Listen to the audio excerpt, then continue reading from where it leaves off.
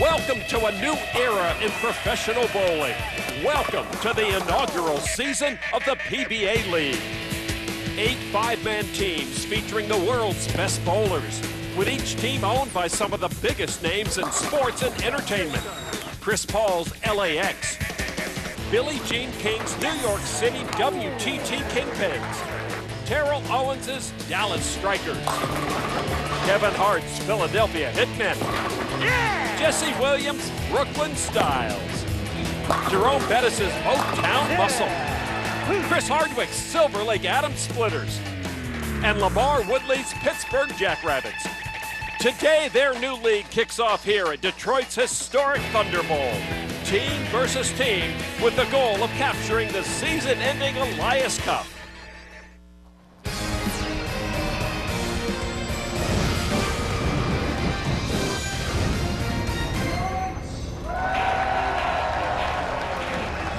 Decades ago, team bowling caught the nation's attention, making stars of the game's best players. Now the PBA is looking to recapture that magic with the new PBA League. 8 teams filled with all-stars, sporting team owners who bring their own sizzle to the mix. Welcome to Thunder Bowl Lanes in Allen Park, Michigan, and welcome to a new era in PBA history. After a grueling week of qualifying, 5 of the 8 teams earned spots in the stepladder finals. The Dallas Strikers have the longest climb to glory, while the Brooklyn Styles find themselves perched above the rest as top seed.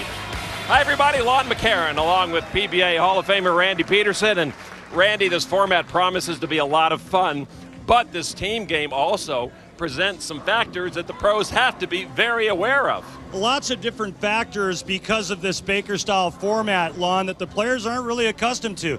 For example, in singles events, the players are used to bowling 10 frames, but in Baker, they're only going to get to bowl 2 frames. Also, a lot of strategy, especially when it comes to deciding on your lineup. Do you put your strength in terms of your roster at the top or at the bottom of the lineup? And also, a lot of pressure, peer pressure to be exact. Remember, there's 4 other players relying on you. One of the goals of the league is to highlight players. Example number 1, the top-seeded team on today's show, the Brooklyn Styles, are led by the PBA Player of the Year, Sean Rash. And Sean has got a lot of team experience, and it started with his experiences bowling for Wichita State. He's bowled a lot of team competition throughout the world, so it's no big surprise that Sean Rash's team is the top of the leaderboard. But from top to bottom on today's telecast, this event is laden with superstars, and every team is represented by at least one major championship winner. The third member of our broadcast team is a PBA pro himself, our sideline reporter, JT Action Jackson. He caught up with one of the team owners.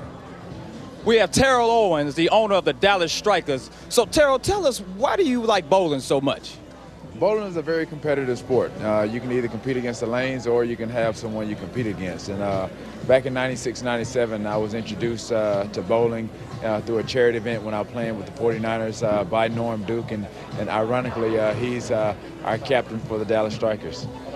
So let me ask you this. So you feel very confident and comfortable with the team right now, right? Well, absolutely. I think we're right where we need to be. We made a great push the other day to get to the 5th spot. Got in by 10 pins from being down by a big deficit. So right now we're looking good at the 5th spot, and we're going to try to ride that momentum. So you're looking forward for today, right? Absolutely. I mean, we have a lot of great bowlers here today. Last night I was around here, and I saw a lot of talent. So right now it's going to be very, very competitive. Well, good luck, Terrell.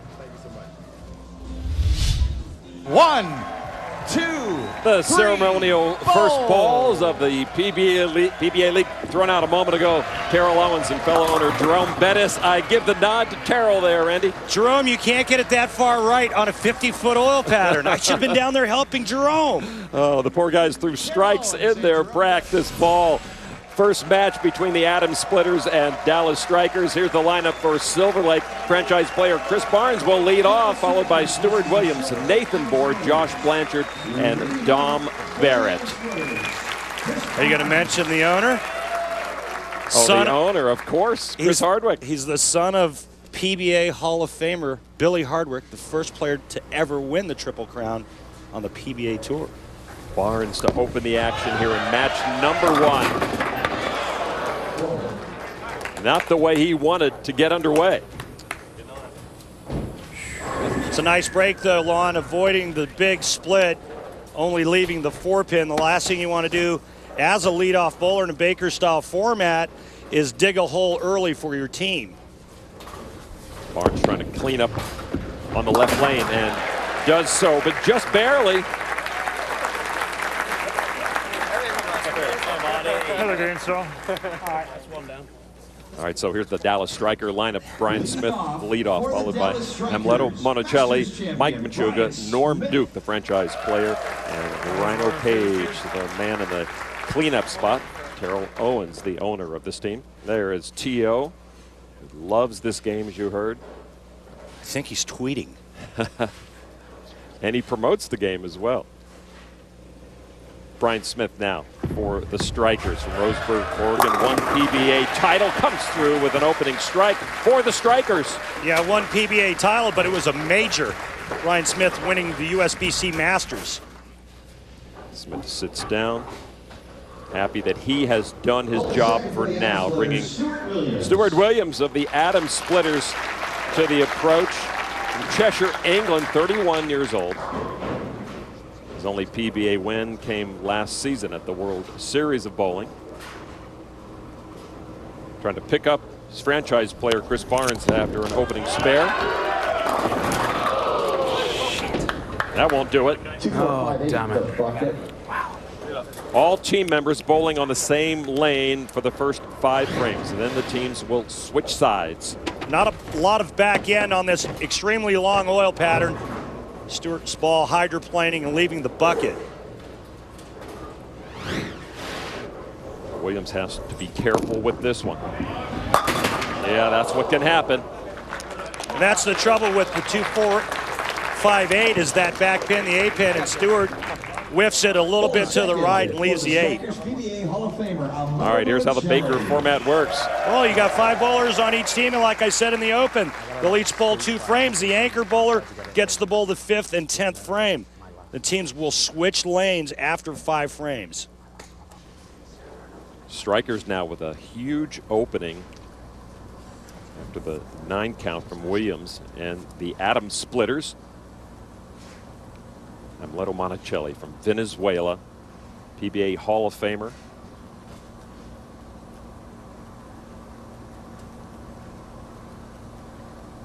Only international member of the Hall of Fame. Monticelli with the double for the Strikers. At 53 years of age, he's probably in better shape than any of the players sitting on both benches, and that's why Amleto's still able to do it. Just kept himself in great shape for so many years and was so competitive for so long out here and is still competitive out on the big tour. So the Strikers with the early advantage. For the Adams Splitters, this is Nathan Bohr. Bowled at Wichita State, as did his franchise player Chris Barnes.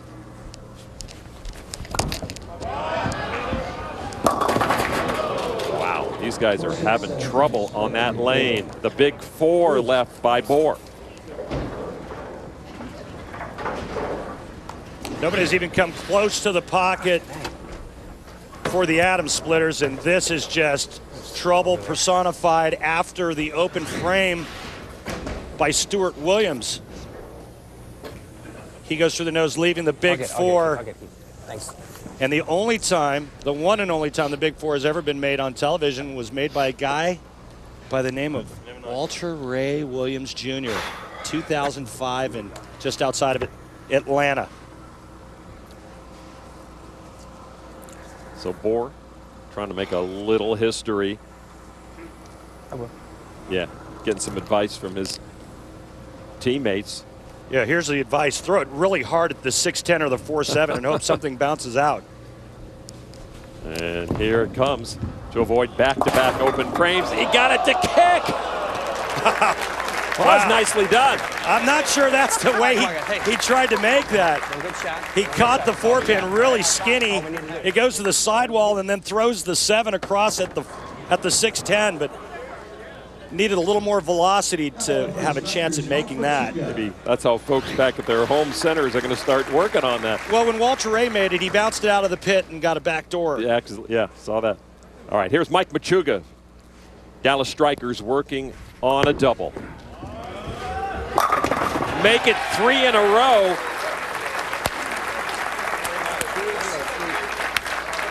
Well, Dallas Strikers taking advantage of some extra life. They got the 5th and final qualifying spot on the step ladder by just 10 pins over LAX, and now looking to capitalize on some open frames early.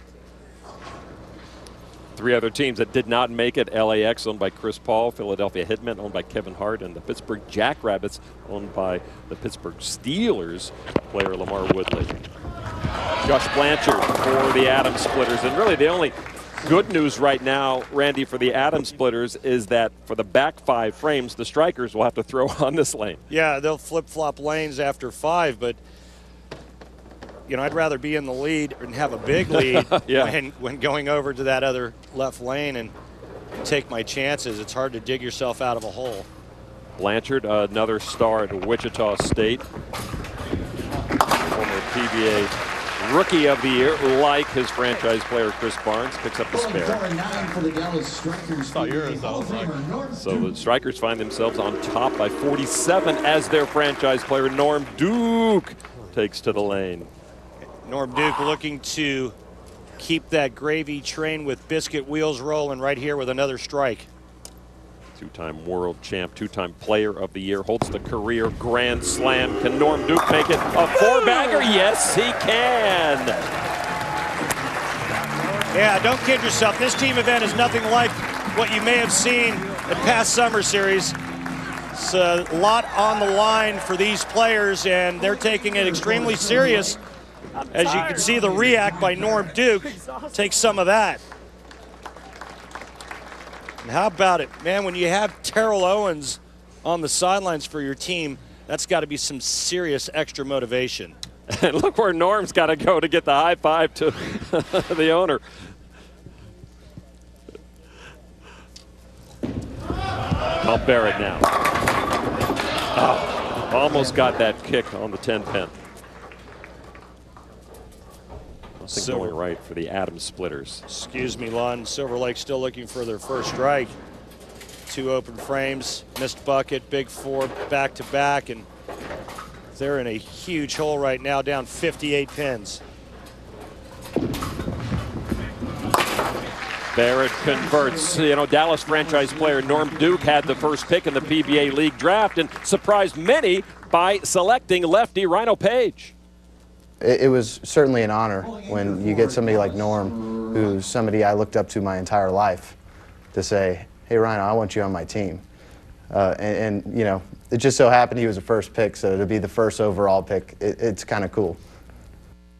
I know that surprised a lot of players, especially when you saw the name of Mika Koivuniemi, who a lot regard as one of the top 3 players on this tour. Rhino Page comes through, the 5th in the row for the Dallas Strikers, and they hold a 68-pin advantage. More to come from Thunder Bowl lanes. Round number 1 of the PBA League. The Silver Lake Atom Splitters taking on the Dallas Strikers. The PBA League Round 1 is brought to you by Geico, saving people money on more than just car insurance. The USBC, enhancing the bowling experience for millions of bowlers. To learn more, visit us on bowl.com. Roto Grip, defying them all with performance and value made simple. And by Jack Link's Beef Jerky, feed your wild side. This is Chris Hardwick, owner of the Atom Splitters. You are the Atom Splitters. That means I own you. So you'll be fine. Whatever happens out there, let's just have fun. But it'd be really great if you won. That would be the most fun. Very delightful, man. Chris Hardwick, as you mentioned, he's got bowling in his blood. Son of PBA Hall of Famer Billy Hardwick. named after bowling announcer Chris Schenkel, so it gets even better. Founder of Nerdist.com. Check it out. A lot of bowling, celebrity bowling on that site. He's a writer for a Wired magazine as well, and you can catch him on his stand-up special. Chris Hardwick, Mandroid, and his team right now in trouble through the first 5. No strikes, 2 open frames, down by 68, but they do now get to bowl on the right lane, Randy. His team getting manhandled. Yeah. Here is Chris Barnes, also from Wichita State. PBA Player of the Year in the 07-08 season. Trying to get him going, but he misses the head pin on that right lane. At least it was close. To what? It was close to downtown Detroit because that was wide of target. And this is starting to get ugly. 3 years ago. And that's part of the guessing game. It's part of getting that brain trust on the bench to help you know where to throw that ball. No, I get that, but that was just a poor shot. It was wide of target on a 50-foot pattern. That's got no chance of curving. Barnes barely converts that spare. So all these teams trying to earn maximum points towards winning a spot in the league finals in Indianapolis later this year. The league champion will raise the Elias Cup. 12 points for second, big 18 points for first place. Today's step ladder. Brian Smith now, the leadoff man for the Dallas Strikers. They went strike times 5 in the first half of this match, and they continue with 6 in a row. Well, I'll tell you what, a lot of folks thought Norm Duke was off his rocker when he chose this roster. Maybe not so much now. Stu Williams opened up in his second frame. Bromborough, England. Now his first attempt on the right side leaves the 10. Well, it was 3 more than last time, I guess. Better than last time so far. He went 6 and 3 to open in the second. That was just the first of back-to-back open frames for the Adams Splitters. That's why they're in that big 82-pin hole. And he finally does clean it up. You know, with the 16th pick overall in the league draft, Norm Duke played the experience card by taking the 53-year-old Amleto Monticelli. Amleto wouldn't seem at this stage of his career to need to be protected. But I know better because the kid, I call him a kid, he's 50 years old and he's in better shape than anybody on our tour. If he's healthy, which he did have some tendon problems last year, and he told me he was very healthy. But that guy's healthy. He whines on it like the young guns, but he's 2-time player of the year, 18-time champion, and if you put him in the 10th slot, and he's got to throw it for all the money, cha-ching. Monticelli with 1 pin to clean up. And I have to apologize to Amleto. You know, I said he was 53, and then you followed down that same road. Amleto, I'm sorry, you're only 51. I should know never to follow you. All right. So the Dallas Strikers with a huge advantage in this first match of round 1 of the PBA League action. The first non-strike for the Strikers. They are sitting pretty as Nathan Bohr comes to the lane in his 8th frame for the Silver Lake Adams Splitters. And no matter how poorly their results today, they do, in my opinion, they get the best name in the league.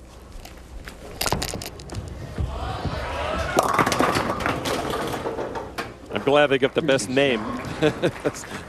I wonder if they can actually go the whole game without throwing a strike. And right now, this match is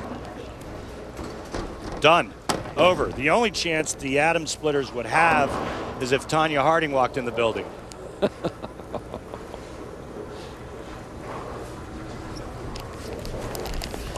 Bohr. I mean, just a complete slaughter. This is not how the Adams Splitters wanted it to go here in this opening match. And, of course, upcoming PBA League events. February 10th, Carmen Salvino Classic. All the classics there. Mark Roth, Don Carter, Earl Anthony, and the Elias Cup, which will crown the champion of the PBA League, coming up from Indianapolis.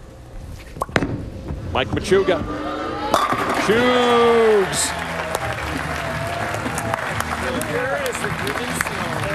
That was half and two from that shot. You hear that? Yep. Mike Machuga, and that's what we talked about at the Open, where it's a lot of strategy involved. Your teammate comes back and tells you the move that he just made on that lane. You've got players that throw the ball very similar to one another. Mike Machuga just giving some info back to Norm Duke as to what type of adjustment he made from one lane to the next. Josh Blanchard for the Adams Splitters. Yeah, he raised his arms. He knew it early. The first strike of their lineup. Nice job, Josh. Oh, yeah. Hugs all around. Guarantee if the match was close, Norm wouldn't be touching that man. So the Strikers will move on to face the Motown Muscle, owned by the Bus, Jerome Bettis. So this just continued warm-up on these lanes for the Strikers, and that can do nothing but help them. Mike Fagan, the franchise player of the Motown Muscle. And Duke gets his magic to work.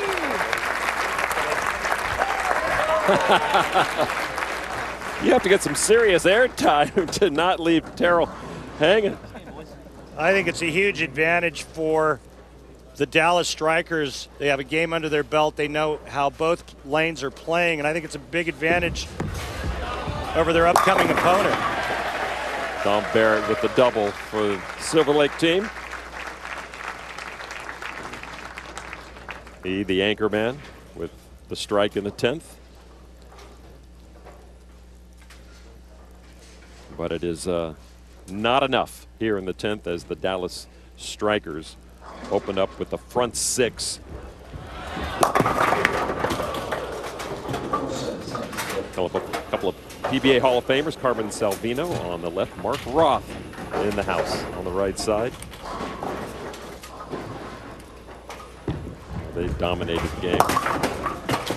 Carmen, the original showman, and Mark Roth, probably the first player to introduce raw power to bowling. How dominant he was in the late 70s and early 80s. Now Rhino Page, the final man in the Dallas Strikers lineup as they prepare to meet the Motown Muscle.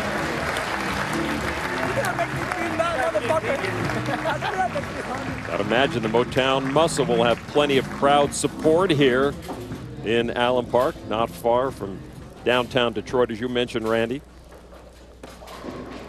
They love their teams here. They love their bowling in Michigan for so many years, early part of the century. Bowling made headlines. They tracked player movements among teams, and they know their bowlers, and they love to embrace them. 2 in a row for Rhino Page. Got all that. Jerome Bettis, there's the bus with his mom. I don't see any soup. But Jerome Bettis will be the head cheerleader for his team when we come back for match number 2.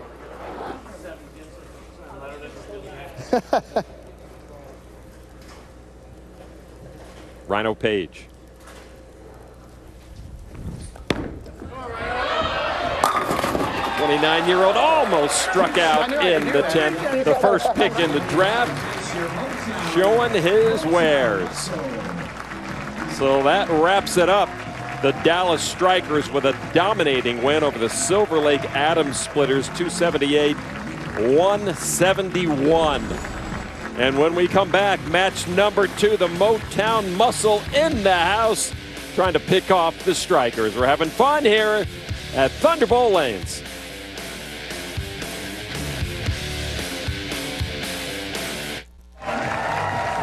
Welcome back to PBA League Round 1 action from Thunder Bowl Lanes in Allen Park, Michigan. Lon McCarron along with Randy Peterson, JT Action Jackson. Having a lot of fun here. Match number 2 coming up in just a moment. Before the big game on Super Bowl Sunday, be sure to join us for the Chris Paul PBA League All-Stars NBA superstar Chris Paul, joined by some of the PBA's top pros and some of the biggest stars in sports and entertainment. Blake Griffin, Jalen Rose, Terrell Owens, and a host of others will join the Clipper Guard at Lucky Strike Lanes in Los Angeles. Tune in 4 p.m. Eastern next Sunday for the 2013 Chris Paul PBA League All-Stars on ESPN. All right, here's an updated stepladder. Dallas Strikers moving through and dominating fashion. 278-171, and now the Strikers will take on third-seeded Motown Muscle in match number 2. And we mentioned their team owner. The Bus, Jerome Bettis, former NFL running back with a lot of history under his belt, 13-year NFL career, 6-time Pro Bowl selection, won the Super Bowl with the Steelers, of course, ranked 6th all-time in NFL rushing yards with almost 14,000. There is the Bus, and like Terrell Owens, he will sit down on the team a little earlier. JT caught up with Jerome Bettis. So, Jerome, glad to have you here, man. How does it feel to be a team owner? It feels good. You know, I've loved bowling all my life since I was a little kid, and to see bowling progress and actually go back to the team concept, traveling teams, is pretty cool. And then to be, you know, an owner of a team and come up with the Motor City Muscle, it's pretty cool. So, do you get to bowl a lot? I don't get to bowl as much as I used to. I still bowl quite a bit, but I don't bowl nearly as much as when I was a kid. He can still bring it, I am sure. The Motown Muscle lineup led off by Ronnie Russell, then Jesse Buss, Tom Smallwood, franchise player Mike Fagan, and Mike Scroggins will be their anchor for this match. And there is Bettis trying to get some of that NFL magic to rub off on these PBA stars. Ronnie Russell, 33 years old, 10 years on tour, still looking for his first title. First ball, match number 2. Wow, that side is tough. I guess it's just any team other than the Dallas Strikers, because nothing good has happened to another team since we came on the air. Ronnie Russell throws a pretty good shot here, and just a terrible break, leaving the swishing 7-10. Well, if you're wondering, it has been made a few times. Mark Roth, who's in the house, the first to do it on TV. Can Ronnie be the second? Ooh, you got to bounce, but not enough. Come on, pick me up. That had a chance. Pick me up, baby. There is Mark Roth, the first man to do it. And you know, when he did that 7-10, he just picked up and threw his spare ball immediately and just bounced it all over the back and got the spare. Yeah, he was just telling Carmen, hey, Carmen, yeah, they don't know how to make that. I'll show them how to make that one. Well, certainly some lessons to be learned by the legends of the game who are in the house here at Thunderbolt Lanes. Brian Smith, who went strike for the Strikers in their opening win over the Silver Lake Adams Splitters. Again, I think a lot of advantage for the Dallas Strikers because they have a game under their belt. All the players know exactly how both lanes are playing, not just one, and the adjustments that are necessary. You're going to see or hear a lot of chatter throughout this game amongst that team, letting each other know, hey, listen, I moved this much on the right lane, I moved this much on the left lane. And the players will make their own educated assumption or moves based on what they see and what their teammates are telling them. Jesse Buss now up for the Motown Muscle, not drafted just because of his name and the Buss as the team owner. 28 years old, one of the younger members of the PBA League. Buss from Belvedere, Illinois, 7-pin. Hard to believe all that power could leave a 5-pin standing, and the 5-pin did go late, only leaving the 7-pin. Jesse Buss is a great bowler, and not a lot of folks know about him. He's an up-and-comer, young guy on, or a young player on this tour. Bright future ahead of him, though. He was good enough to be picked 28 overall by Mike Fagan. So the Motown Muscle up. Motown Muscle down by 11. And that brings up Amleto Monticelli. Second man on the lineup for the Dallas Strikers, who have the lead, took the lead in match number 1, never looked back on the Atom Splitters. Monticelli with the big ball. You know, Motown Muscle franchise player Mike Fagan was looking for some local knowledge and magic when he chose Tom Smallwood. Tom Smallwood, you know, has just proved himself time and time again at Thunderbolt Lanes. Tom is a specialist, you know, and in that environment, that building, you know, he has something that other guys don't. And, you know, if I didn't pick him, he was going next. So, I mean, everybody knows it. And, you know, I'm feeling lucky to have him on my squad. Smallwood comes through big time. Well, Tom Smallwood drafted 5th overall in the first round and did a lot of great things in this building. He made it through tour trials a few years back. He qualified for a major championship in this building. So that's the reason why he was Mike Fagan's first pick. And he went on to win that major championship. That's the first strike for the Muscle. And now Mike Machuga to the approach for the Dallas Strikers, up by 11 right now.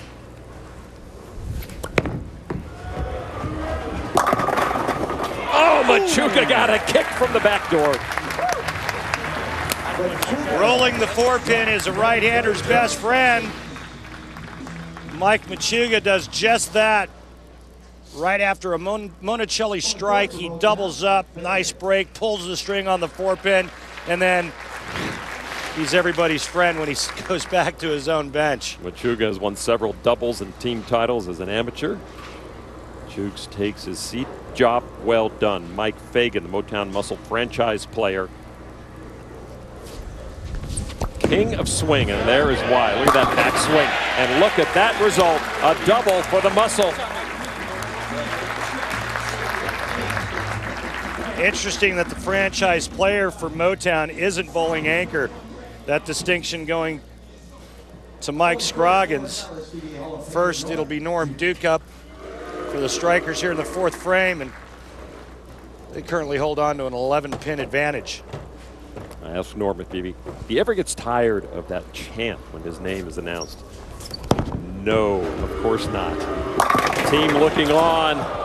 7-pin again. Oh my. That's so much check, wow. What he means by that is the ball starts up pretty early. It checks early and then lays there because of the length of the oil pattern. But solid 7 was not what Norm Duke or his teammates wanted to see.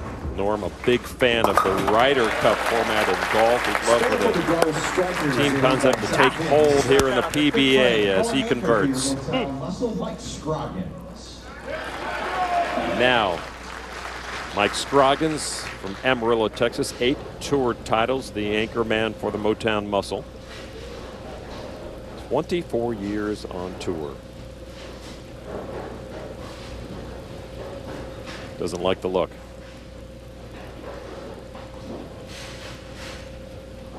Just wasn't ready. The ball didn't feel right in his hand, and when he got set, he had to come back off the approach and regroup. Huge crowd here at Thunderbolt Lanes watches Scroggins deliver.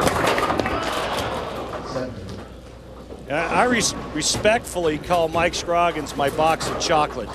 You never really know what you're going to get. I've seen him bowl magnificently where all he did was throw strike after strike after strike. I've seen him inconceivably missed 7 pins by 6 and 7 feet left and right down the lane. There's been kind of a mixed bag on him throughout his career. You just aren't really sure which one's going to show up come TV day. Scroggins converts as the 5th man in their lineup, and now Rhino Page back up.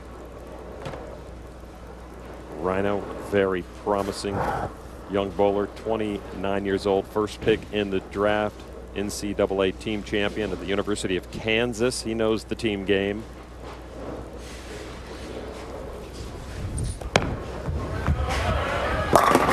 Rhino, can he get the 10 to fall?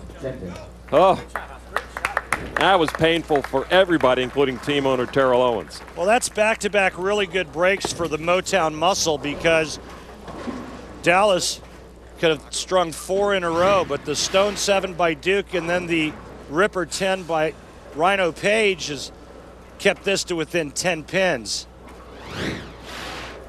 T.O. knows what it's like to leave that 10 pin just like that. Maybe a little more often than Rhino has. Rhino does clean up in the first half of our match, and it is a good one between the number 5 seeded Dallas Strikers and the 3rd seeded Motown Muscle, who will earn the right to meet the New York City WTT Kingpins. Come on back.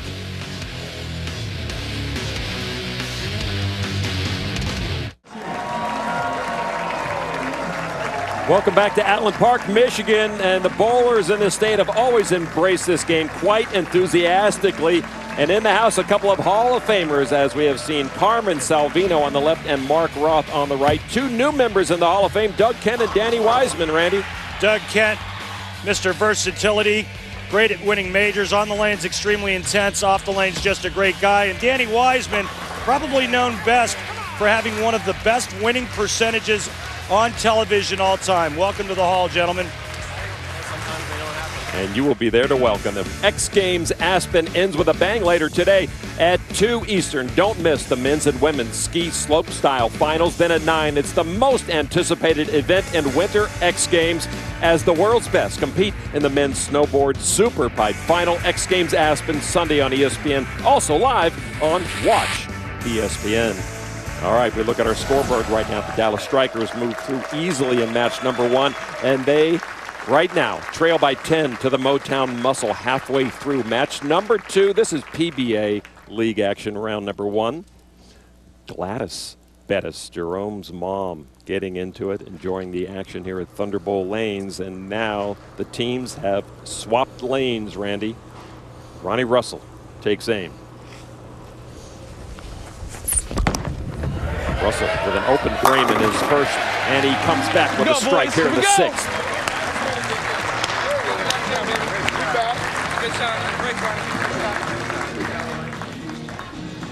It's a really nice shot for Ronnie Russell. And when we were at commercial break prior to this match starting, Motown Muscle only got 1 shot of practice on each lane for each player. So not a lot of information for Motown.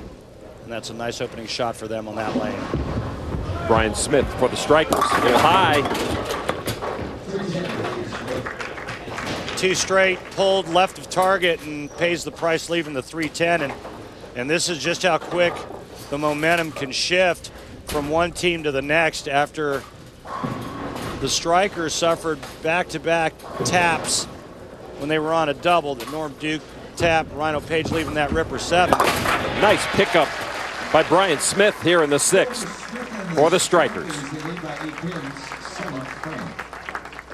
There you see the flow of information between bowlers who have already bowled on that lane and the rest of the team. Jesse Buss now for the Motown Muscle. Down by 8.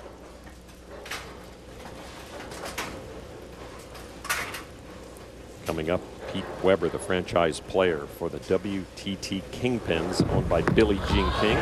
They await the winner of this match, and that hurts the Muscle. Well, the only good news about that shot is they're working on a strike, so they don't lose a lot of count in terms of that 6 count off that strike. But boy, Jesse had an opportunity there to take the lead, and instead he goes right through the nose, leaving the 3-4. 6-7.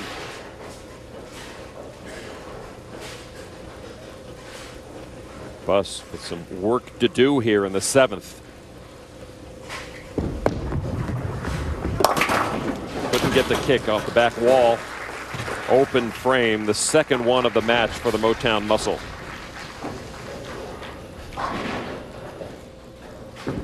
That's what Amleto has done today. His team's working on a string. Amleto steps up big time, trips the 9 lead on another shot, and he's just performed beautifully.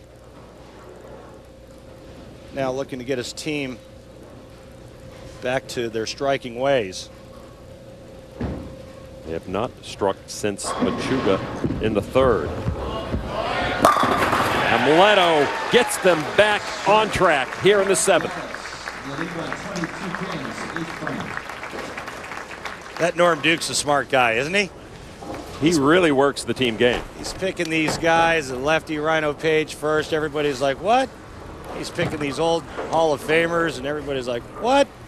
Look at the wheels spinning, even now.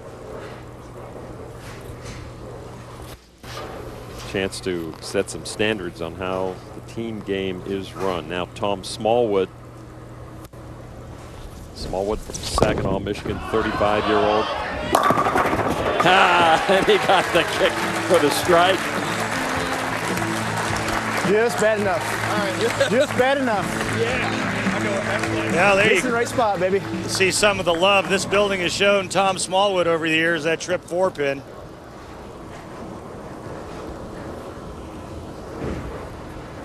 Brings Mike Machuga to the lanes for the Dallas Strikers, who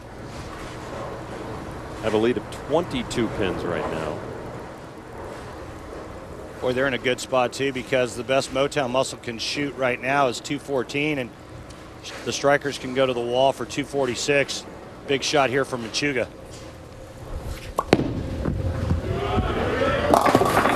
That one just had trouble coming back.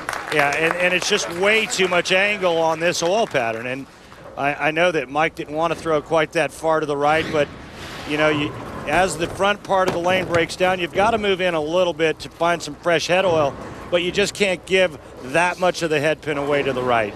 And quite honestly, Mike was very fortunate only leaving the 2-pin.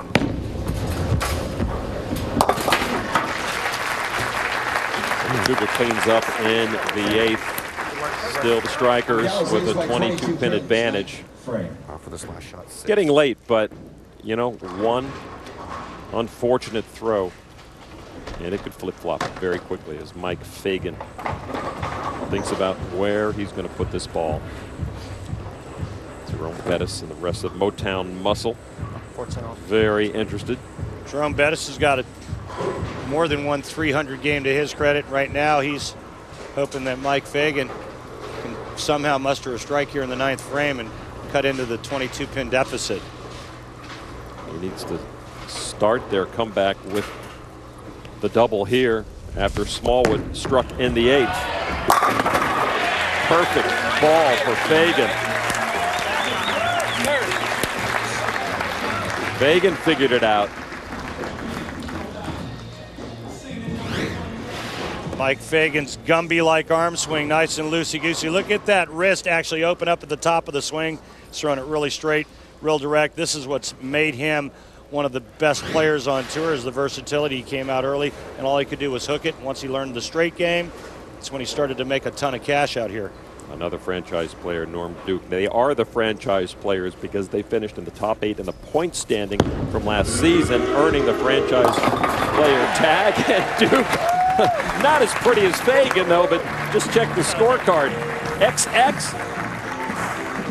Well, that's a huge strike there, because now, no matter what Motown Muscle does in the 10th frame, Rhino Page can step up for the Dallas Strikers and go strike 9 spare and shut out the muscle.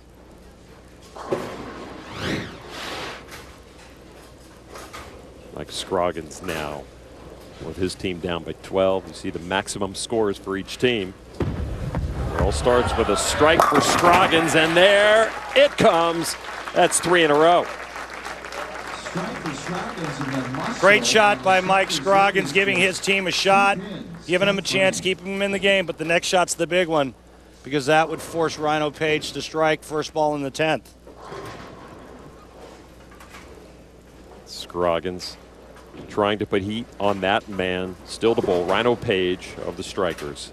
Motown Muscle are in the game once again. Scroggins to put heat on the Strikers. What? Oh boy, what a cleanup, man. All right, so getting back to that box of chocolates thing, this was the really tasty one. Yeah. With and they've been the same every time. And this next shot is still big because of the count. Mike Scroggins strikes here. Again, it's strike 9 spare for Rhino Page.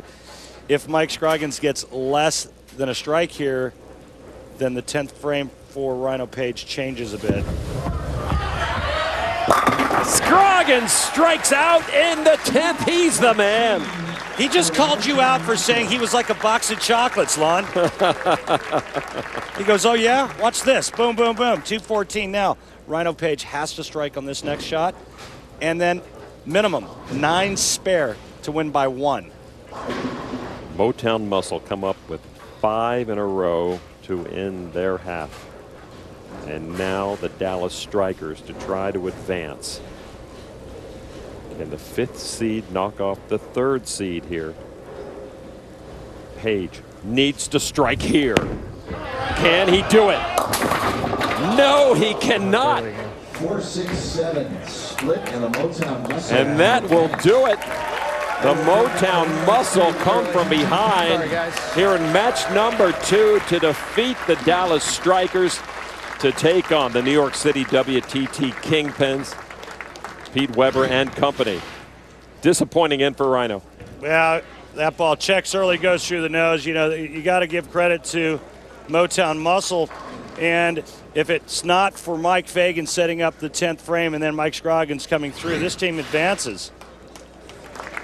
So Rhino Page had a chance, but he came up just short. A heartbreaking 10th frame for him. The Motown Muscle are moving through to take on second-seeded WTT Kingpins.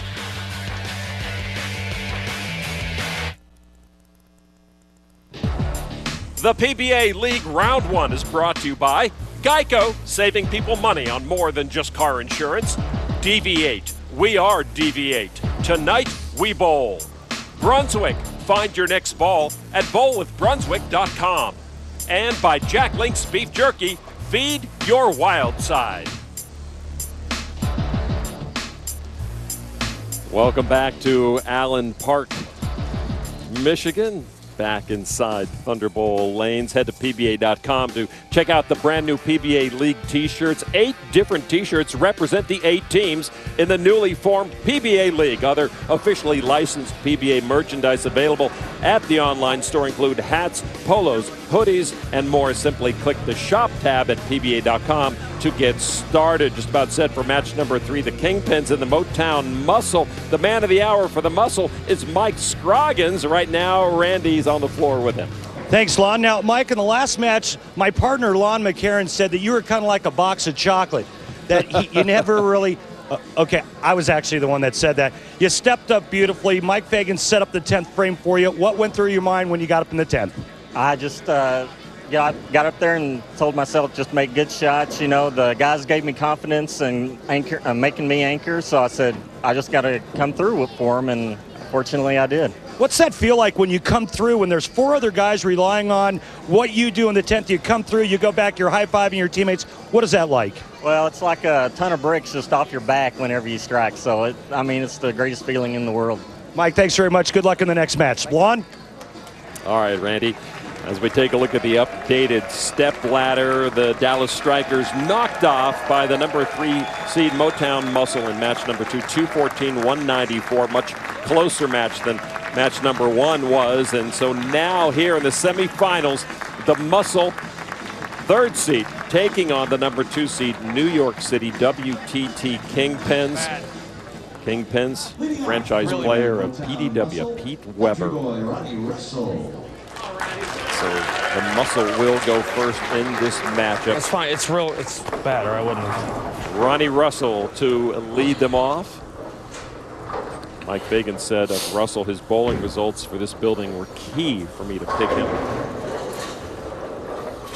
Ronnie went open frame strike in the last match, the last victory. We're trying to open up strong for Motown Muscle, and he does indeed.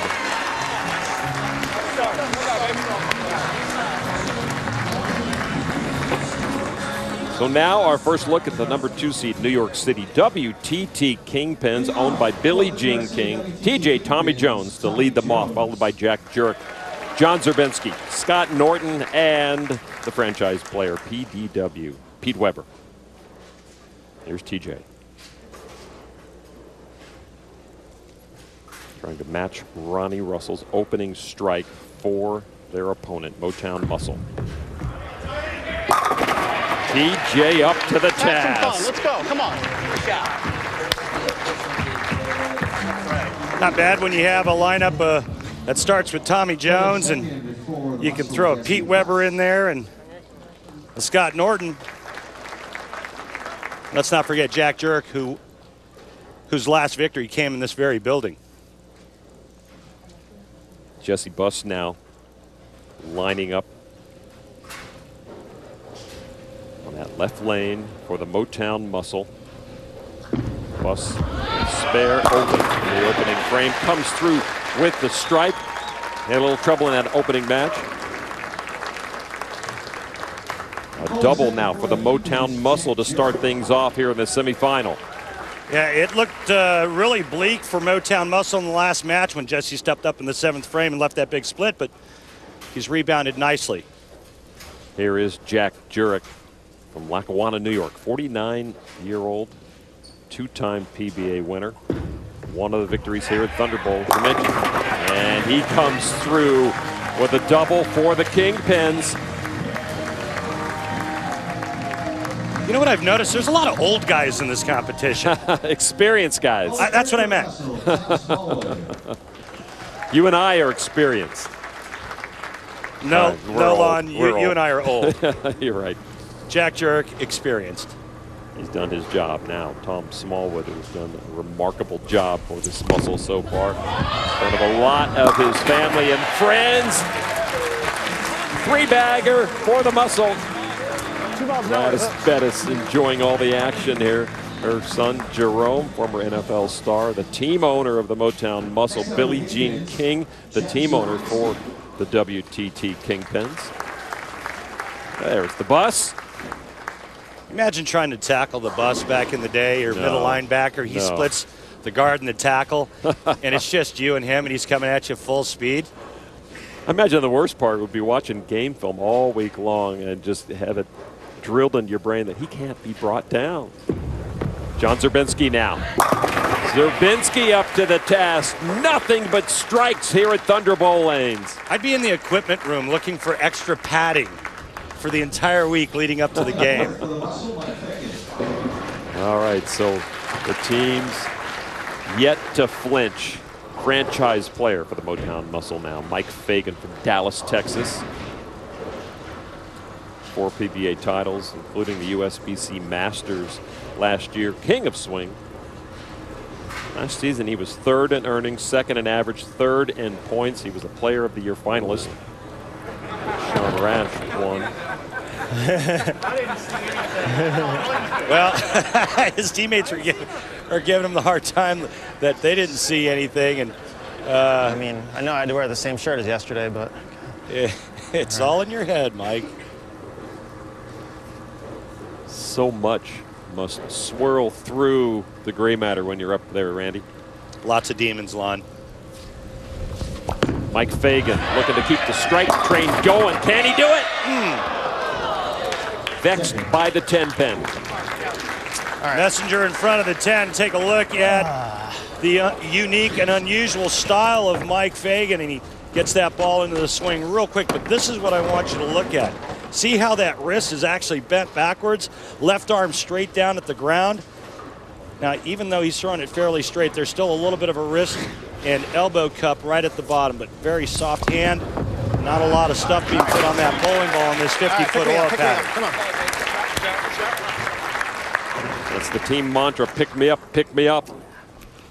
It does give your teammates a little extra juice, certainly when your leader fails to strike. Now Scott Norton. Norton won his 2nd PBA title at the World Series of Bowling in Las Vegas earlier this season. 5 years on tour. Also an attorney, so he's juggling 2 careers. Smooth left-hander with the delivery. Mike Fagan can't get them all to fall. I didn't want to come off my thumb.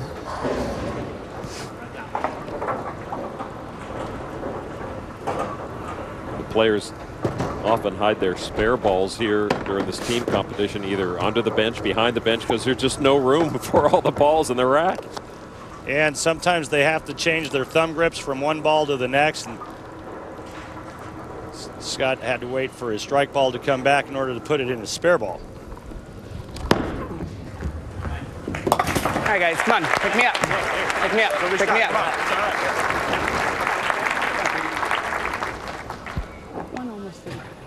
Anchor player for Motown, Mike Scroggins. Hey, Lon. Yes, sir. We're all tied. Amazing. By my calculations. No, it is truly amazing after this many frames. Strike, strike, strike, 9 spare for each team. Mike Scroggins, the hero of the last match, the Motown Muscle. Oh! It's still tipping, I think. It's still leaning.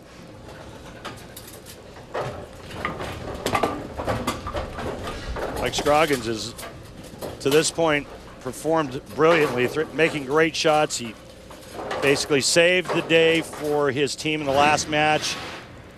Watch this. Get a little lean on that 10 pin, but just not enough to get it to tip off of its flat spot at the bottom of the pin. The bus would have stomped his foot, got that 10 pin to fall. Yeah, if he would have jumped up and down on the lane, it would have gone down. Pete Weber coming up next. His father, Dick, bowled on some of the greatest teams ever in his heyday, and PDW is also a huge fan of this format. Well, I love the team bowling concept because, yes, if one guy's struggling, you have 4 other guys there that, you know, you can ask questions to, you know. They might make a suggestion to you that you like and you try, or maybe, you know, say something that he doesn't want to hear, you know. It just depends. But as far as it goes, I mean, it's comforting to have 4 other guys that you can ask questions to and keep you calm while you're on the lanes if you're struggling. Well, Lon, I think that the team aspect, though, applies even more pressure because in individual competition, if you do poorly, you know, I remember when I had bad tournaments, you know, I just wanted to punch myself in the face. But in team competition, you do poorly, you want to hurl yourself off a building. I mean, there's a completely different amount of pressure that goes on when other people are relying on you. These two teams have matched themselves throw for throw, and we are tied, and the teams will now switch lanes. We'll come back. The Kingpins and the Muscle in a good one. Hi, I'm Billie Jean King, owner of the New York City WPT Kingpins. Welcome back to the inaugural PBA League season on ESPN. Great to have Billie Jean King lending her experience to the PBA League. She does have quite a resume. One of the founders of the World Team Tennis League, 39 career Grand Slam tennis titles. Founded the Women's Tennis Association. Billie Jean also, of course, defeated Bobby Riggs in the Battle of the Sexes. How much money did you lose on that? That was probably the best. And the 09 recipient of the Presidential Medal of Freedom. There's Kelly Kulick, principal in the first ever PBA League trade, drafted by Motown, but team owner Billie Jean wanted Kelly on the Kingpins. Kelly, the only woman to ever win a PBA title. JT had a chance to talk with Kelly just a short time ago. So we have Kelly Kulick representing Kingpins of New York City. So Kelly, how is it bowling for Billie Jean King? You know, Billie Jean King is a pioneer. What she does for women in sports equality with the Women's Sports Foundation, it's an honor to represent New York City as well as be one of her teammates for her team. The guys I'm bowling with are all great guys. We all work together. We're all very supportive of each other. And if the opportunity comes for me to go in, they know I'm ready to go in and throw a good shot when I need to. So are you excited that she traded to get you? I am. I'm thrilled. You know, I've met Billie Jean a few times with the Women's Sports Foundation. I've gotten to talk to her and know her as a person. She's a role model. She's a motivator. She makes me work harder and want to be a better person as well as a better athlete. And the fact that I'm the only female in the group and I'm on a female-owned team just makes it that much more special. Well, Kelly, good luck to your team today. Thank you. Not only is Kelly Kulick a great bowler, but she's extremely articulate. And I promise you, there's one thing she doesn't like right now, and that's sitting on the bench. In her mind, she should be out there bowling. And I'm not so sure that's that far off. We are even after 5 frames. Not just even, but they have matched themselves shot for shot. So we start the second half of the match. The teams have switched lanes. Ronnie Russell once again to lead off for the Motown Muscle. Can't get the strike that he got in frame number 1. Players have to make adjustments on the fly now. They've gone to a different lane, and there's going to be a lot of conversation going back and forth about the adjustments that each player makes, and they need to find the strike line and find it quickly. Like a leadoff hitter in baseball, he's got to come back and tell the team what's working, what's not. I got an awful feel, bro. Come on. Tommy Jones now struck in the first for the New York City WTT Kingpins, the number 2 seed here in this PBA League Round 1 event. Several rounds to come. The winner earning maximum points towards winning a spot in the league finals. Only the top 4 teams will go to the league finals in Indianapolis later this year. DJ up to the task. Tommy Jones's bowling ball going down the lane is kind of like a GPS for the rest of his teammates. They watch this ball go down the lane. They watch where he lays it down at the foul line, what arrow it crosses over, and how that bowling ball reacts all the way down the lane. It's like a map for the rest of his teammates in helping them get to the pocket, except for one guy, Scott Norton. He's left-handed. I've been watching PBA bowlers all my life. I can't follow what they do. Stop it right there, Randy. I'm not saying anything. Jesse Buss now, 7th frame from Motown Muscle. Things not working out quite as planned here on the back half of this match for the Motown Muscle. Remember the last time we saw Jesse on the right lane, he went through the nose, leaving the 3, 4, 6, 7, and he looks real good on the left lane, comfortable on the left lane, right lane not so much, but at least it's not a big wide open split. It's an easy 1-pin spare leave, and only leaving the 2-pin. The Buss looking on. Does pick it up. The winner of this match goes on to take on top-seeded Brooklyn Styles, led by their franchise player, Sean Rash, the reigning PBA Player of the Year. Walter Ray Williams Jr. also on that team. Now Jack Jurek for the Kingpins. Jack working on some tape in his thumb hole. He can ask a PBA official for some extra time, so there's no shot clock violation. He has to do that, make it his first business right before he picks that bowling ball up and gets set. He'll look over at the official, say tape, gets a little extra time. He's got to make sure that thumb hole is just right. Jurek in the second, packed up Tommy Jones with a strike of his own. Can he do it again here in the 7th? Yes, he can. Great shot for Jack the Ripper.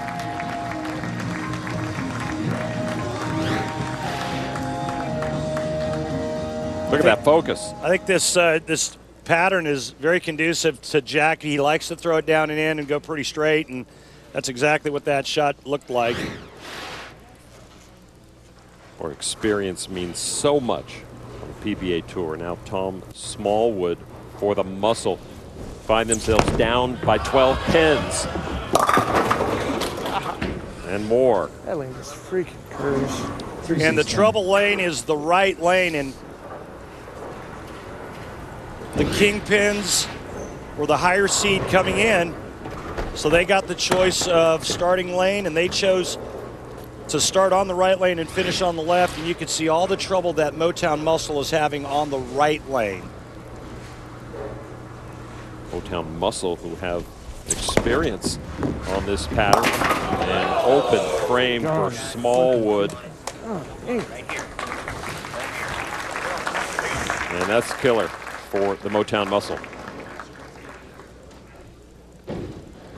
Problem is they have to finish 2 more frames on that lane. Mike Fagan seems like Mike Fagan and Mike Scroggins seems like the only 2 players on that team that have had any success on the right lane. That's John Zerbinski of the Kingpins. Zerbinski his third PBA season, has no wins. He was 19th at the USBC Masters last season. Says Chris Barnes is his bowling hero. Really good young-looking player there, John Zerbinski. I watched him bowl a lot when he was a kid, and he just continually got better and better. And I knew one day he'd be out on this tour, and I think you're going to be seeing a lot of this young man. He's got a bright future ahead of him, but I don't think there was anybody surprised when he was picked except for the rest of the bowling community. But Pete Weber actually went to Tommy Jones and said, hey, who should I pick for my fourth pick? And Tommy said, without hesitation, John Zerbinski. All on faith, too. Pete admitted he didn't know much about John, and now he knows a lot about him. Mike Fagan now trying to do all he can to keep his Motown Muscle team in this. They were in a similar situation last match, and Fagan and Scroggins struck out to give him a chance, and right now the best they can shoot is 222. The Kingpins are already in the high 220s. No strike for the Muscle since the third frame. Match is just about done now. Not liking the right lane. Good strategy by the Kingpins to make the Motown Muscle finish on the right lane. Yep. He tries to just overthrow this and pulls it, leaving the 310, and he's like, well, I don't really know what to do now. I'm kind of in jail. So it's looking more and more like the bus will take his leave up the freeway, and the Brooklyn Styles will make it an all-New York finale. Sorry, New York guys. City Kingpins and the Brooklyn Styles will be in the final match here. Open frame for Fagan. Scott Norton now. Oh, the bus feels his pain. It's a bad man to have to answer to after going back-to-back. Can you imagine the locker room after this one? Don't want to be in there. Scott Norton trying to pick up some experience on these lanes for that final match against the Styles. That was a little closer. Yeah. Smiles all around for the Kingpins. Pete Weber next to bowl for his team, but first he'll watch the anchor man for the Muscle, Mike Scroggins, spare in the fifth. And even Mike Scroggins now struggling on that right lane. So again, good strategy. And there is a lot of strategy. We talked about it in the Open. There's a lot of strategy when it comes to Baker style formats, and especially when you're changing lanes halfway through a game. It's going to be interesting to see. This right lane is blown apart so bad now, and it's gotten so difficult. You would think that the tournament leaders that are coming on, the Brooklyn Styles and franchise player Sean Rash, is certainly going to look at making the Kingpins finish the match on that lane. There are the Styles waiting for their chance. Walter Ray Williams Jr. on the far right there. They are indeed very closely watching the ball action out here. Scroggins finishes with a strike, but the Motown Muscle ate all the chocolates in the box in the earlier match, and they lose here to the Kingpins. PDW has some business to clean up for the Kingpins, but handshakes all around. They will advance to match number 4, the title match against the Brooklyn Styles. Pete leaves the 10-10. Minute spare ball. Thank you. All right, guys. Thanks. Jerome Bettis out there congratulating the Kingpins and PDW. Pete's got some business to do here at Thunderbolt Lanes. Thank you. Thank you very much. Well, I think right now with the Kingpins, you got to be looking at that right lane going, okay, well, we're going to have to bowl on it at some point. What are the adjustments? How do we combat that tricky right lane and find a way to get strikes on it?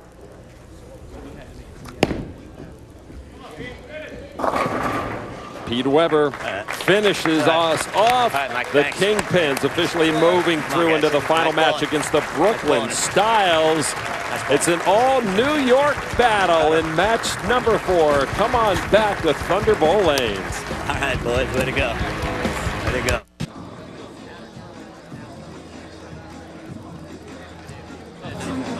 Welcome back to this PBA League Round 1 from Thunderbolt Lanes in Allen Park, Michigan. We're getting set for our finale, an all-New York battle between the top-seeded Brooklyn Styles and New York City WTT Kingpins. It's time right now for the Geico Championship recap with Randy. Well, thanks, Lon. We've seen a lot of great action, a lot of them by Hall of Famers like this guy, Norm Duke. Look at him just throwing 10 back for Team Dallas Strikers. Rhino Page doing a lot of the same. They win that first match 278 to 171. Then in match number 2, it's a party at Scroggy's. Mike Scroggin just laying down the lumber. Look at this guy performing brilliantly in the 10th frame. Fagan set up the 10th frame with a strike in the 9th. Scroggins comes through.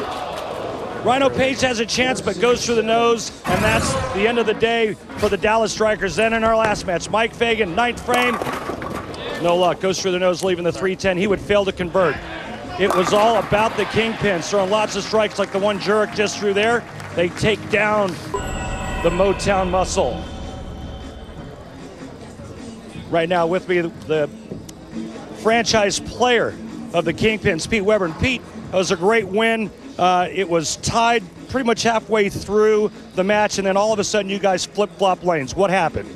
Well, I think the key is the right lane, Randy. It's just there's a hook spot right in the middle of the lane, and if you don't get it through that spot, that ball checks and goes right through the nose, as you saw what happened to the Motown Muscle. And, you know, of course, I just threw it bad. So, but, you know, the left lane was pretty good to us. The right lane, that's our best pair.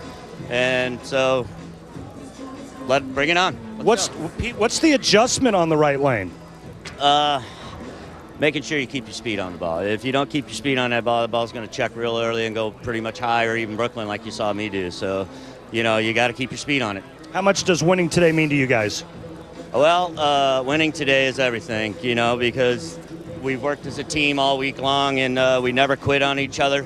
So this means a lot to us, and this will put us in the #1 seed for the Tournament of Champions. So that's what we're looking at. Pete, thanks for your time. Good luck. Thanks, Randy. All right. Coming up soon before the big game on Super Bowl Sunday, join us for the Chris Paul PBA League All-Stars. Chris Paul joined by some of the PBA's top pros, some of the biggest stars in sports and entertainment. Blake Griffin, Jalen Rose, Terrell Owens, and a host of others will join the All-Star Clipper Guard at Lucky Strike Lanes in Los Angeles. Tune in 4 p.m. Eastern next Sunday for the 2013 Chris Paul PBA League All-Stars on ESPN. Proved to be a lot of fun. So the step ladder down to its final step. Match number 4 for maximum points.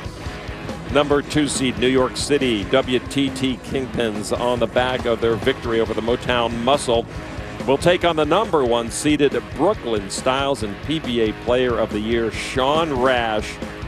18 points up for grabs for the winner of this 4th match today. The Kingpins will lead us off. Tommy Jones on the left side.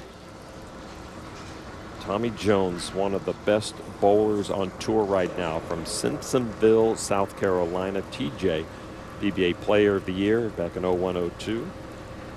Rookie of the Year that year. Player of the Year in 05-06. TJ shows his team the way to glory. And Lon, just as I expected, the higher seed Brooklyn Styles gets the choice of what lane they want to start on. They choose to start this match on the right lane. When the two teams flip-flop halfway through, that'll put the Kingpins on the right lane. Walter Ray Williams Jr. followed by Schaefer, Simonelli, Sterner, and Rash. And you heard Walter Ray with that ominous sound after he let go of that ball. Spare ball. Pete Weber said it in the interview. There's a big hook spot on that right lane. Players have to figure out how to get it through that spot, keep it on line. You can't just move in and start throwing the ball right because the ball will never recover. The pattern is too long.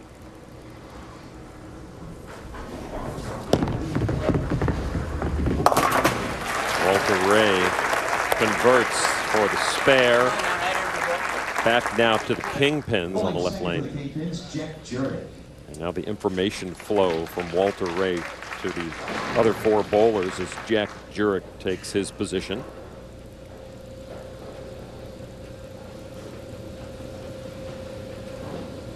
Jurek, strike, strike in their win over Motown Muscle.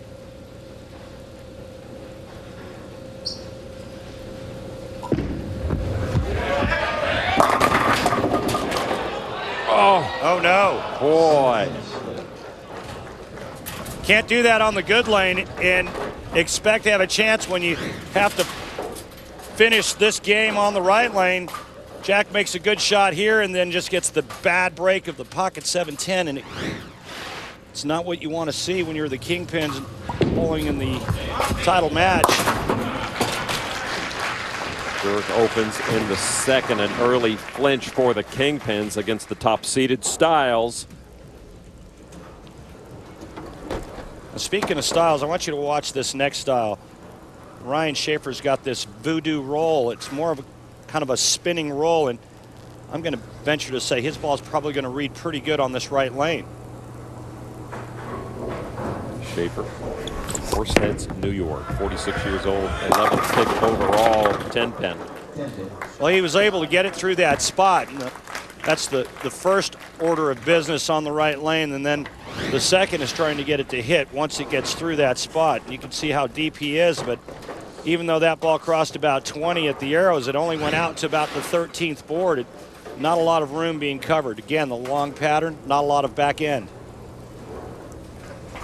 Schaefer has one of the 22 televised perfect games in PBA history. Converts there. 2 spares for the Styles. Styles, though, with the lead after Jurek opened up in the second for the Kingpins. That brings John Zerbinski to the approach. John needs to get these guys going right here. Try to string 3 strikes in a row before they have to flip over to the right lane. Take full advantage, if you can, on this lane.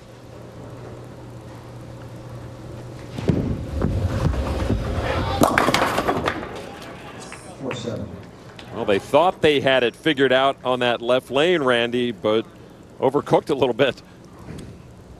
Obviously, the lane is drying up a little bit, and you know John Zerbinski's a heavy rolling kind of guy. He's got a lot of revolutions, a lot of roll, and that time his bowling ball read it too early.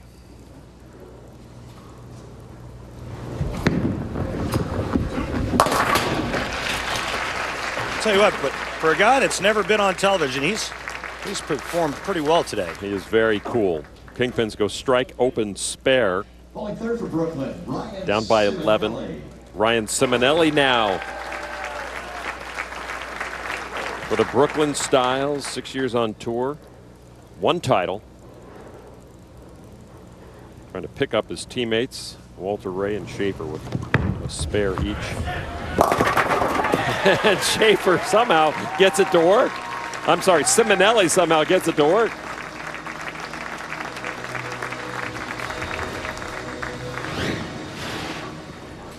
A lot of power in this young man. See him, he snaps that elbow and wrist right at the bottom, but his revolution and rev rate and speed is so high, he actually gets that ball to kind of curve a little bit more than where he can actually open up the left side of the lane. We've seen most of the left-handers going really super straight. 1 strike for each team, bringing Scott Norton of the Kingpins up, and he strikes in the 4th. Sorry. Now Jason Sterner of the Brooklyn Styles. Sterner, 29 years old, from McDonough, Georgia, 27th pick overall in the 4th round by Sean Rash. The first time we saw this guy back at the World Series of Bowling, you know, I was kind of telling myself, Lon, this guy's got a great game. I bet you're going to see a lot of this kid. That was his first TV final, finished 4th. He's battled injuries during his career. Sterner now in the 4th frame. Nice ball from Jason. A double for the Styles.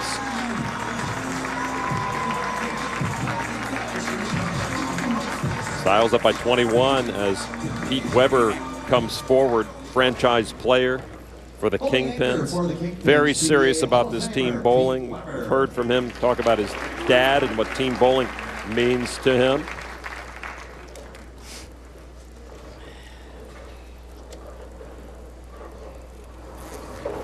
There's Tom Strobel, Thunderbolt Lane's proprietor. They put on a terrific show during qualifying. Everyone loves coming here. Thank you very much, Tom, and thanks and congratulations to all of your staff. Pete Weber. Yeah, he saw it the whole way. A double for the Kingpins. And Weber, one of the few players that can open up this oil pattern for two reasons: soft ball speed and excessive amount of axis rotation. He can actually get his ball to read coming off the end of the pattern. See how that hand rotates around the side of the bowling ball, creates the side rotation. Once the ball comes off the end of the pattern, his speed is soft enough for the ball to recover. His fellow franchise player for the Styles. Current player of the year, Sean Rash. Rash. For style! 3 in a row for the Brooklyn Styles. Sean Rash firing up his team. They will now switch lanes, come back, and decide who will be the champion of this PBA League Round 1. Welcome back to Thunderbolt Lanes in Allen Park, Michigan. PBA League Round 1, the final match between the Brooklyn Styles and WTT Kingpins. The Brooklyn Styles owner is Jesse Williams, an actor can be seen right now on ABC's Grey's Anatomy since 2009. He's been there. He's made quite a splash. A couple other things on his IMDb. Brooklyn's Finest and The Cabin in the Woods. Played in the NBA All-Star Weekend Celebrity Game. He's quite the athlete himself. He did win the 2012 Chris Paul Celebrity Invitational Shootout match. One of the highlight players on his team is Walter Ray Williams Jr. When Sean Rash scanned the available players in the third round of the league draft, he was pleasantly surprised that Walter Ray was still around. Walter Ray Williams, how can you not? It was interesting that he was actually still around in the third round, having a good week this week, bowling well on the senior tour. Last year was his worst year ever on tour. And for a guy that has been so successful for so long, it's pretty easy to say, hey, Walter, you're just going to throw it for the cheese for us. Half of this finale in the books. The #1 seed Brooklyn Styles gunning for maximum points. Sean Rash just finished up 3 in a row on the first half for the Styles, up by 21 on the New York City WTT Kingpins. And up once again to lead off the Kingpins, trying to get them going. Tommy Jones, he struck in his first.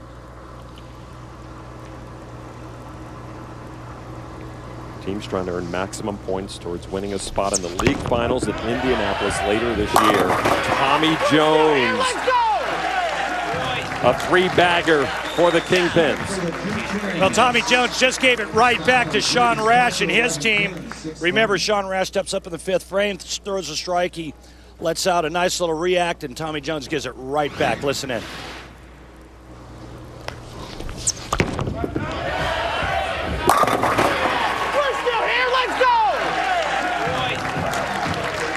That right lane, it now looks like it's broken down enough to where the players can move in. Walter Ray cannot match Jones. They were working on 3 in a row. I don't want to use this ball.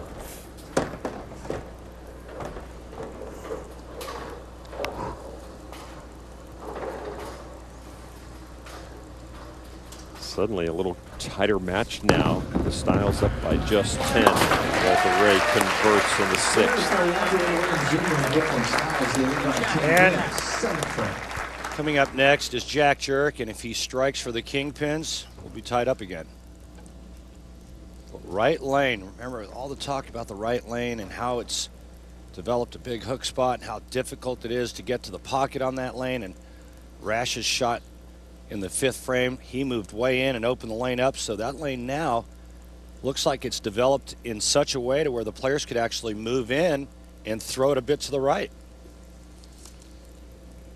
Big moment for the Kingpins and Jack Jurek to try to tie this match up. The final match this PBA League round 1. And that is perfect for Jurek. We expect nothing less. What a great shot at a big-time moment. Jack Jurek just tied this match up. Go for the Kingpins. We got an even match, 7th frame. They've got 4 in a row now.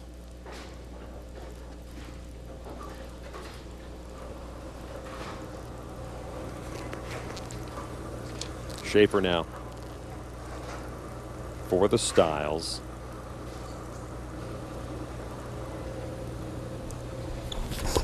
Second half of this match is going to be very difficult indeed. We caught a break, not to lead the split. Well, that looked like a trip 4 shot, and the 10-pin was standing.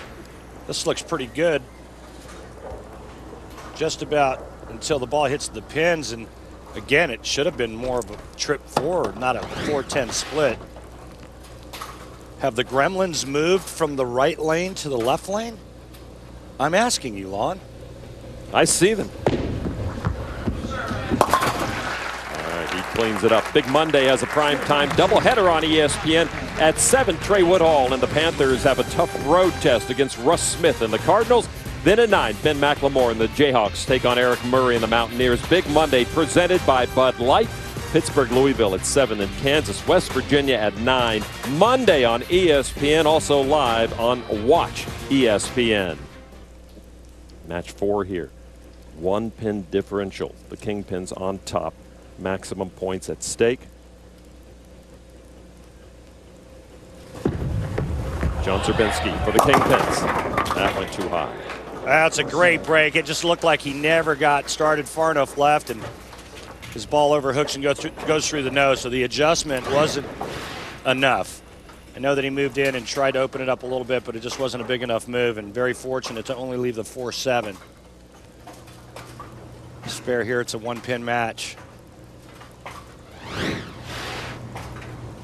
Zerbinski in his 3rd PBA season, getting a lot of experience with these great PBA players all around him. It could do nothing but good for his career as he converts. 1-pin match still. As Ryan Simonelli comes to the approach, ready to fire. Simonelli struck in his 3rd. Backs himself up with a strike and picks up his team after 2 straight spares. Just a wonderful shot by Ryan, and he did strike his first shot in the 3rd frame, and he did exactly what his team asked him to do, and just step up and throw great shots. That's what he's done.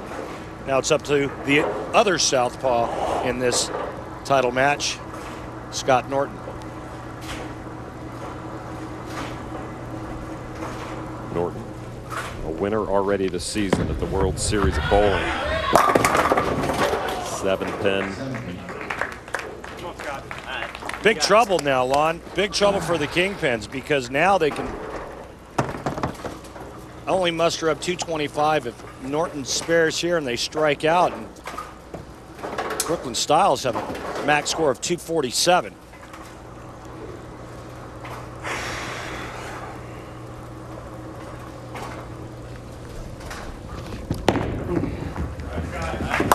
All right, guys.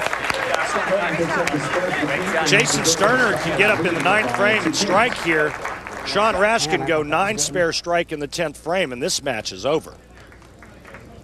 Jason Sterner with those steely eyes.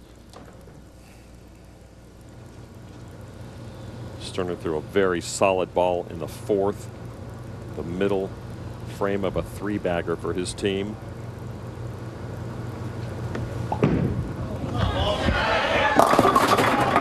Man, oh man, did you see how deep that was?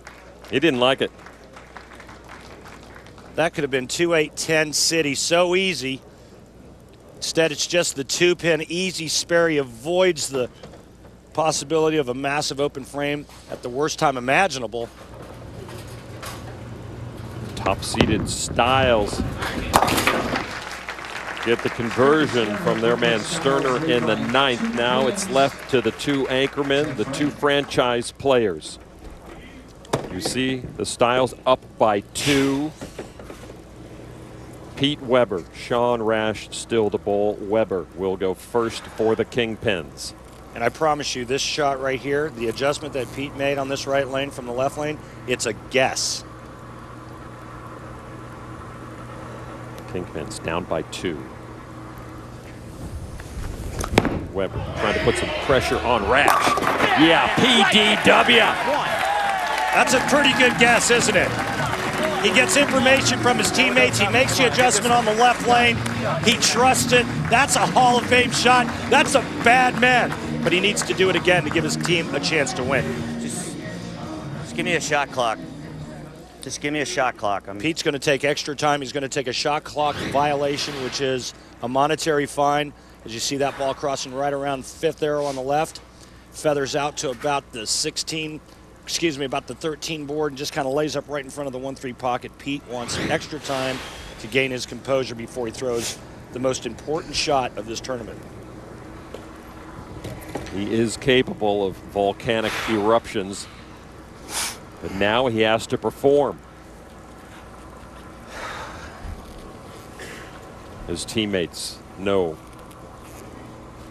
the one bowler they want up there right now is the man who's on the approach.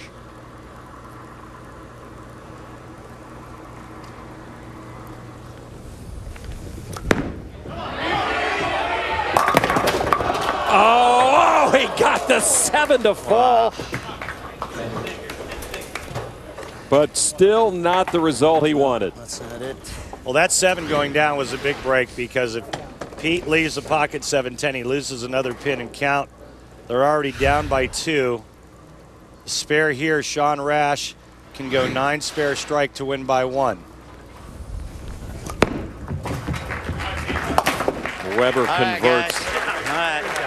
And he hands it into the hands of Sean Rash and the Styles. Now, Lon, just as when Pete Weber got up first ball in the 10th frame, I said it was a guess. It was an educated guess based on Pete's knowledge of the game, his experience, and what his teammates have been giving him in terms of information. The same holds true right now for Sean Rash with his first shot on this left lane.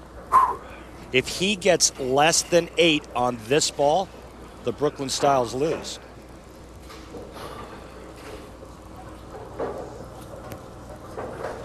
Up by 2. You said 9 spare strike. Is a tie?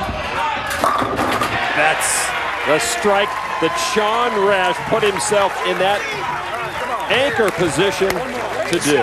He needs 9 and 2 balls. A big 4, they probably lose.